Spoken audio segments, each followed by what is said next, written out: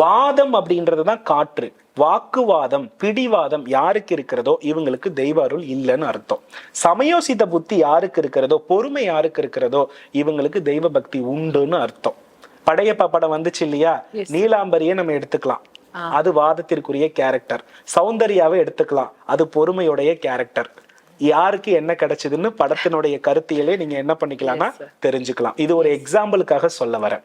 அப்போ இதுல என்ன நடக்குதுன்னா, இந்த ஆகாய பூதம் செயல்பட செயல்பட நிலபூதம் வந்து டீஆக்டிவேட் ஆயிடும். நிலபூதம் நல்லா இருந்தாதான் அவங்களுக்கு தாம்பத்திய வாழ்வு கிடைக்கும், அதுதான் மூலாதார சக்கரம். நிலபூதம் நல்லா இருந்தாதான் அவங்களுக்கு பொருள் கிடைக்கும், அதுதான் வந்து மூலாதார சக்கரம். அதனாலதான் பூமிக்குள்ள இருக்கக்கூடிய தங்கமும் வைரமும் உணவுகளும் பூமி தான் கொடுக்குது.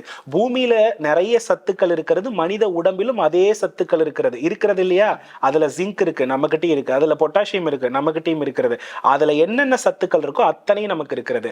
அப்போ ஒருத்தவங்க அன்பாக இல்லறத்தில் தாம்பத்தியத்திலிருந்து எல்லாம் நல்லா வாழணும்னா சத்துள்ள உணவுகளை தானே சாப்பிடணும். அப்பதானே அந்த உணர்வுகள் வேலை செய்யும், அப்பதானே மகிழ்ச்சி இருக்கும்.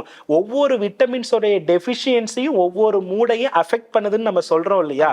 அப்ப உணவுல கான்சென்ட்ரேட் பண்ணாம பக்தியில மட்டும் கான்சென்ட்ரேட் பண்ணும் பொழுது இந்த உணர்ச்சிகள் எல்லாம் உங்களுக்கு வருமானு கேட்டா நெவர். கரெக்ட். பக்தி எங்க இருக்கணும்னா, ரொம்ப கட்டுப்பாடு இல்லாம தப்பு பண்றேன், என்னை கட்டுப்படுத்தணும்னு வரும்பொழுதுதான் பக்தி. நான் ஆல்ரெடியே கட்டுப்பாடோட இருக்கேன், நான் என்னை இன்னும் கட்டுப்படுத்திக்கிறேன்றது பேர் வந்து பக்தியே கிடையாது. அப்ப ஆன்மீகத்துல இருக்கிற அனைவருமே என்ன பண்றாங்கன்னா, உணவுல கான்சென்ட்ரேட் பண்ணல, அதை பண்ணணும்னு தான் தானியலட்சுமி இருக்கா.